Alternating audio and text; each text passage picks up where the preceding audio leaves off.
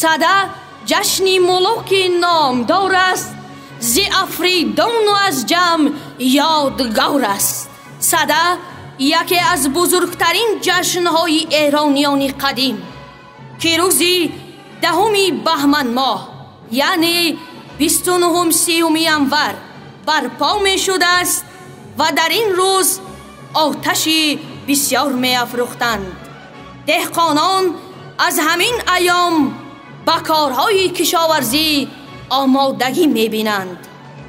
صدا به مناسبتی از خانه زمستانیش عبور نمودن خورشید و به بهار میل کردن آن جشن گرفته می شد که این حالت طبیعت در درجه برابر شدن شب و روز زمستانی به عمل می آید.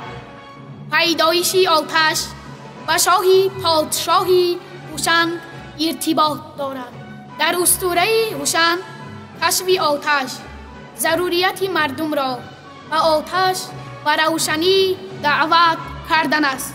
یعنی صدا نوری خورشیدی است از سردی به سوی گرمی تا آستانی گلفشانی نوروزی عالم افروز.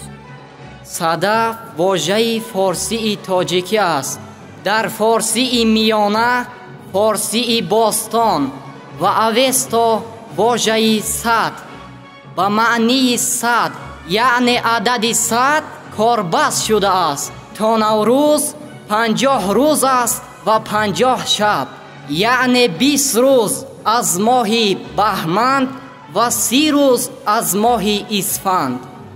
صدای فرخی ما باز هم سفری کشوری صاحب استقلال ما را کرد و باید ما همه ساله چون جشن نوروز و مهرگان آمدنش را با عشق و شادباشی بیشتر، محبوبیت و صداقت ارزنده تر و با آغوش بازتر استقبال نماییم، زیرا سرسبزی و خرمی مرد دهقان از جشن صدا ابتدا میگیرد.